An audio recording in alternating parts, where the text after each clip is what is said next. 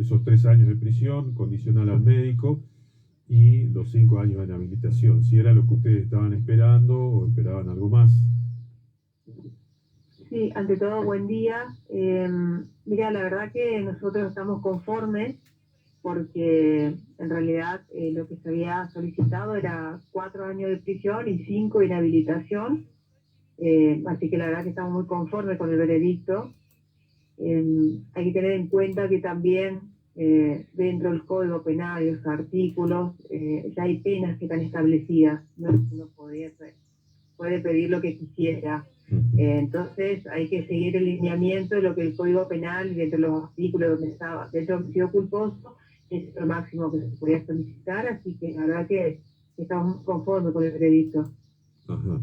Bueno, tuvieron que esperar, no obstante, 3 años para que se lleve al juicio oral, ¿no?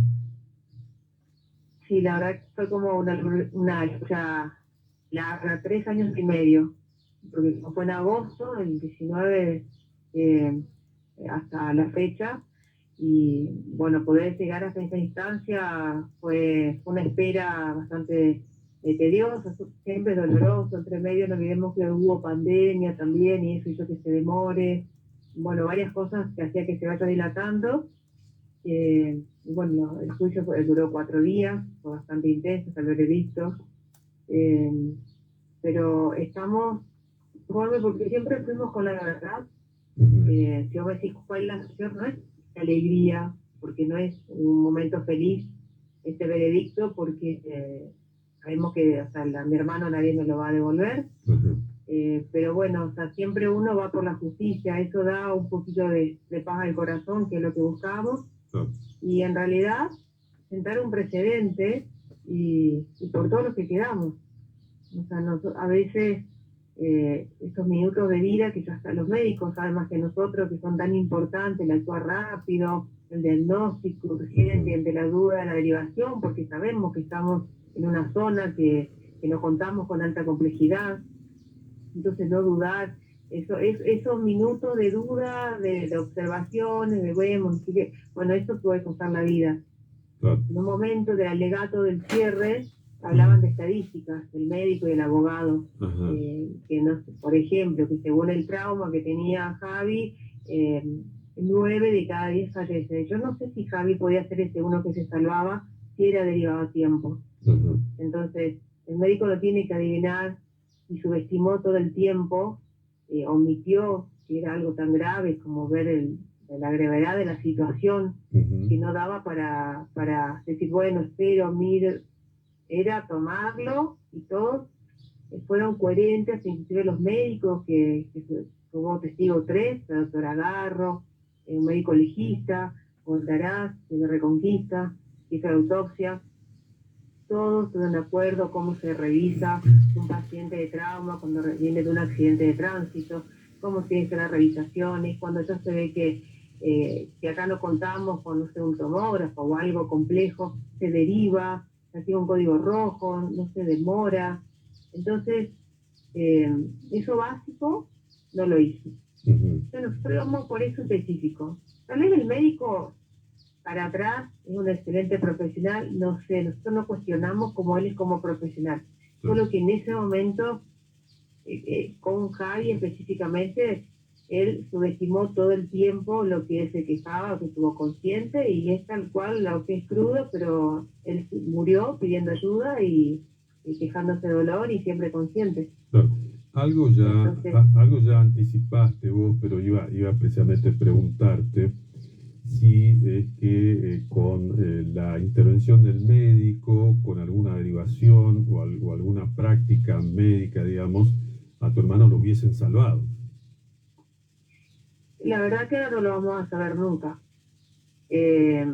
pero posiblemente sí o no. La verdad que no es que a él decimos por tu culpa se murió, no, porque tal vez podía fallecer en un traslado, podía fallecer en la cirugía, pero ellos mismos fueron los que dijeron que 9 de cada 10 por ese trauma fallecen. Bueno, o sea que hay uno que se salva, y la verdad que no nos dio la chance a ninguno de poder pelearla un poquito, simplemente decidió no hacerlo. el médico legista que declaró indica, o sea, que se recibe un paciente. Lo primero que hay que hacer es desnudarlo, porque la única forma de la realización, la primera es tocarlo, mirarlo, palparlo, escucharlo al paciente, quien se quejaba todo el tiempo de lo mismo, porque él ingresó consciente, sabiendo su nombre, su apellido, su DNI, fecha de nacimiento, o sea, él no estaba perdido, él indicaba todo el tiempo donde le dolía, donde él tenía la fractura. Entonces, todos los médicos coincidían que cuando se recibe un paciente de esas características, que ya viene inmovilizado desde la ambulancia, con la tabla espinal, el cuello cervical, los unchos que sujetan, en ese caso era con una sábana inmovilizar la cadera, se pone una vía y se deriva. O sea, así era todo lo que tenía que hacer. Pasa que el médico, en su historia clínica inicial, cuando deja en acta, que en los libros, él redacta una historia clínica, que no es la que condice cuando hizo el cierre del alegato, porque ya en ese entonces ya contaba con toda la información de la autopsia, modificó todo lo que le había hecho, no, o sea, no fue honesto ni siquiera en la última parte. La verdad que bueno, fue bastante duro escuchar que te mientan en la cara, siendo que a mí nadie me lo contó, porque yo estuve ahí. Y no es una cuestión como en algún momento el médico decía que era como había que un ensañamiento con el médico, lejos de todo eso, o sea, es una instancia horrible llegar a un juicio, era solamente la búsqueda de la justicia, o sea, y además, o sea, ¿qué ganamos nosotros con esto? ¿Por qué yo me ensañaría con un médico? ¿Qué ganamos? Sí.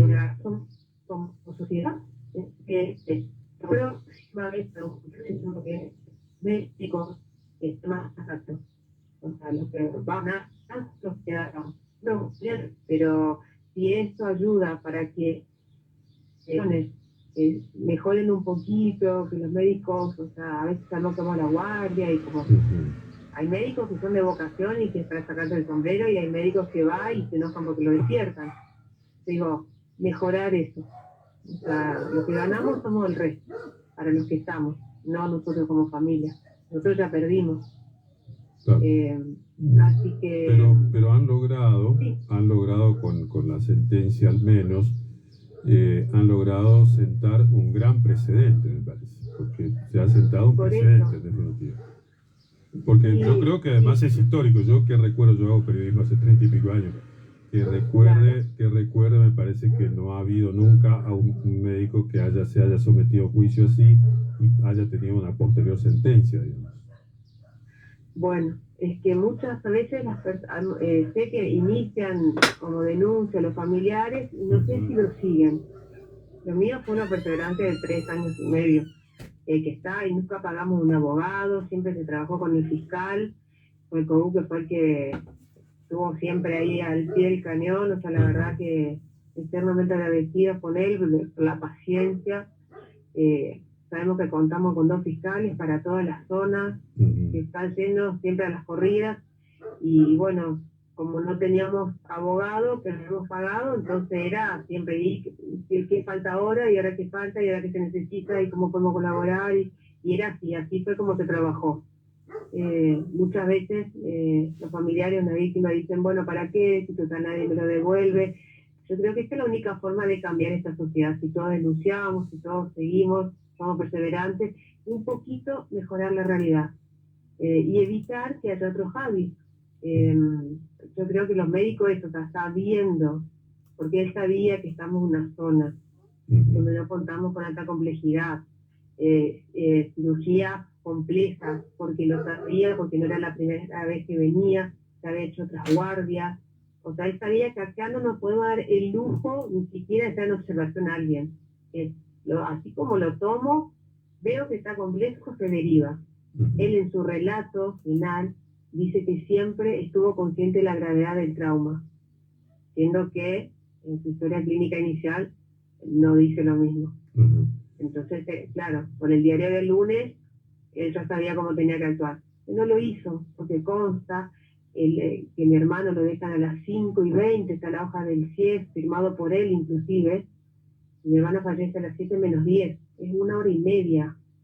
en esa hora y media, la única asistencia que tuvo Javi fue 2 diclofenac con Reliberán por suero, atado a una cama común, atado de muñeca para que no se moviera porque él no podía estar quieto del dolor. Es terrible, es inhumano. Entonces, eso fue. Somos criteriosos. No sé si iba a vivir después, no sé. Pero dejar a una persona que muera así, como yo lo vi morir, eso es terrible. Lo que, o sea, el médico de omitir, o sea, eso es no, inaceptable. Y lo que no tenemos que dejar que pase. No, pero no, lo que sí, que ayuda a pasear que no se los brazos y que pero se actúa bien, insisto, los que ya vimos también no lo recuperamos. Vamos a actuar mira dándole las visitas para ver la bueno. Bien. Bueno, ahí va, ahí. Bueno, la justicia, tipo, pero pasa, así que ustedes están conformes con el fallo, no van a apelar, no van a hacer nada de esto, digamos. No. Además, como te digo, o sea, al inicio, por homicidio culposo, la pedido era 4 de prisión y 5 de inhabilitación. No vamos a apelar, o sea, nosotros estamos muy conformes, la verdad, con el veredicto del juez. Sí. Bien. Bueno, ¿y cómo está la familia ahora, después de haber vivido todo esto y haber pasado al juicio?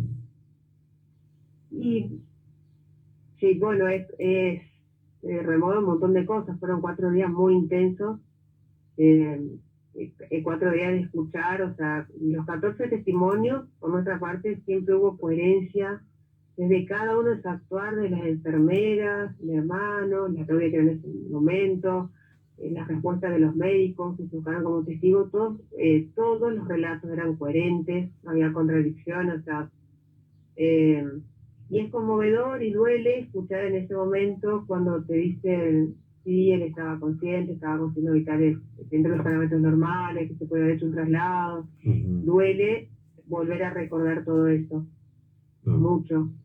Pero bueno, mis padres por lo menos también sentir un poquito de alivio ante esa injusticia que se vivió y bueno, en las navidades siempre esa silla vacía duele, o sea, por eso te digo, o sea, no es que uno dice estamos felices, un poquito de paz y vivir con justicia se duerme un poquito mejor que cuando te queda ese sabor de impunidad de por qué tuvo que pasar así. Bueno, creo que te lo he hecho la otra vez, o sea, es lo que nos tocó, o sea, a todas las familias nos toca a veces perder a alguien, el que lo perdió ya sabe lo que es. Y bueno, es transitar lo que queda de esta vida sin Javi y bueno, recordándolo ahora de la mejor manera como fue siempre, que fue alguien súper siempre alegre, feliz, súper amiguero, entonces recordándolo desde ahí. Claro. Alejandra, ¿hubo al final, en el alegato final del médico, algún momento, algún arrepentimiento o algún pedido de disculpas hacia ustedes? No, nunca. Es más, inclusive en el alegato del cierre fue cuando el abogado usa palabras como que yo estaba como un ensañamiento.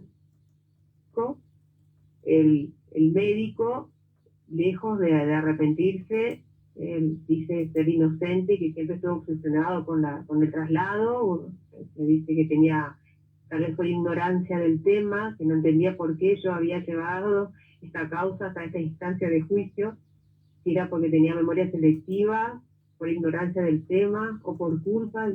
Uno tiene que escuchar cosas y no te permiten un careo, o sea que es solamente mirar un punto fijo y no podía creer el relato que hacía. Porque no coincidía con los horarios. O sea, nadie que de entrada dice que conoce la complejidad del trauma demora 1 hora en realizar un traslado.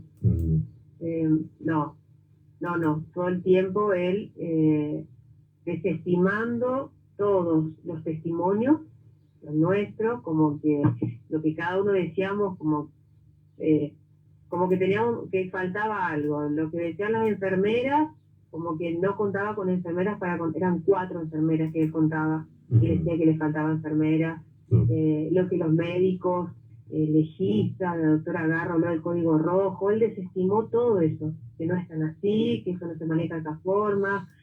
Bueno, no, el relato final fue duro de escuchar porque los que estuvimos ahí sabemos que no fue así como él lo relató, porque no deja de ser más que un relato con todo el diario del lunes, donde ella contaba con toda la autopsia y con todo lo que había escuchado. Su relato, bueno, por supuesto que se va a declarar inocente y bueno, la única tranquilidad era que nosotros íbamos con pruebas, con testigos de la verdad.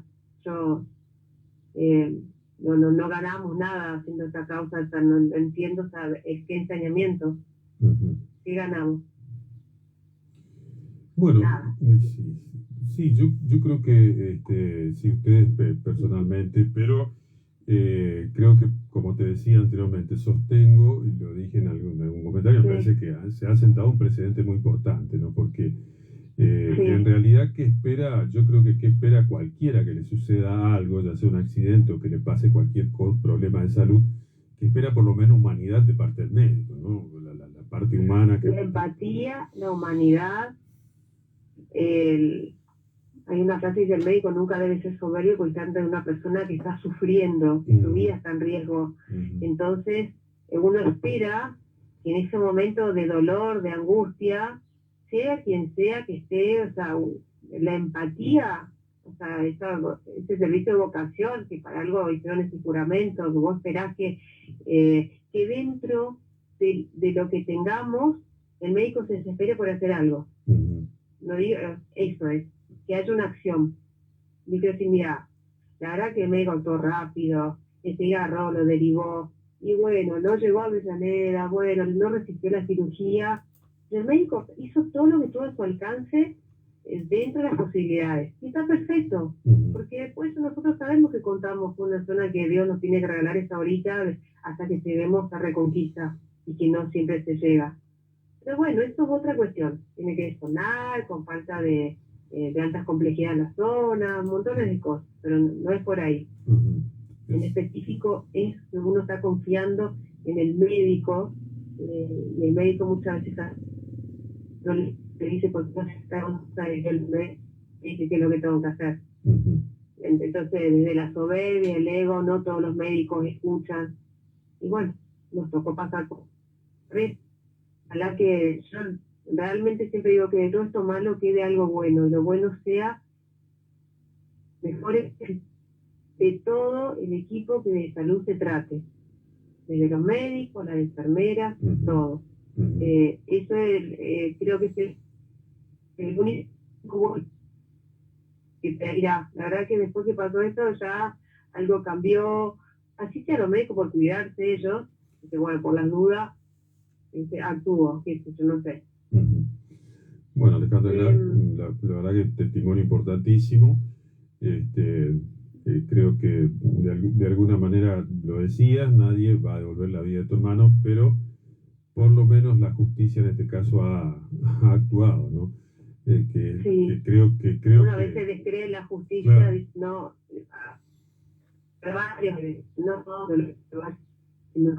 yo nunca me salí del foco, y sobre todo de la verdad, que yo sabía que iba con la verdad. Así que fue muy emocionante escuchar el veredicto, que en realidad es lo que se había solicitado, que el fiscal había solicitado. Entonces, es como decir, a la sociedad es como ver que tenía razón, o sea, porque mucha razón, actúa, ay, no quiere aceptar. Bueno, todas estas cuestiones que como tirando, desmereciendo mis relatos, y bueno, te da esa tranquilidad que el dolor, por supuesto, ¿cómo no te va a doler lo que se vivió? Pero yo sabía separar entre lo que era el dolor y lo que había visto, era muy diferente, lo que había vivido, el abandono de personas. Yo le digo abandono, si bien tiene otro nombre, pero para mí fue un abandono. Eso no y lo dejé en una cama común con no diclofenac. Así que bueno, estamos para algo que sí, la justicia, si va con la verdad y va con Estado. Bueno, gracias por atendernos. Por favor, Claudia, muchas gracias a ustedes. Gracias por estar. Un saludo. Gracias. Alejandra Pitau, en este caso, hermana de Javier Pitau, que Carlos Javier, creo que se llama el chico, ¿no? 30 años, falleció a raíz de que, bueno, no recibió las atenciones que merecía recibir en su momento de parte del médico, que es, bueno, el médico Jorge Bolaños, que finalmente fue condenado 3 años de prisión condicional, no va preso, no va en cana, digamos, pero 5 años de suspensión de la matrícula. Bueno, la familia, lo decía la misma Alejandra, está conforme con la sentencia, con el veredicto que dio el juez. No van a apelar el fallo, pero allí escuchaba un relato fuerte por los momentos que ha pasado, un relato fuertísimo, tremendo, y ojalá que ese precedente que ha sentado la justicia sirva de ejemplo en definitiva, ¿no? Bien, gracias a aquellos que también nos ven por acá por Facebook Live. Estamos en el aire de la radio en 106.5. Dice, a ver, Gabo Marambio, felicidades amigos, soy Gabo DJ, te envío un fuerte abrazo y que la Navidad nos traiga mucha salud, paz, saludos. Bueno, gracias Gabo Marambio entonces por también, bueno, estar viéndonos aquí a través de esta transmisión que hacemos a través de Facebook Live. Bueno, Facebook Live, sí señor, Facebook en vivo. 10:50, seguimos en vivo en el aire.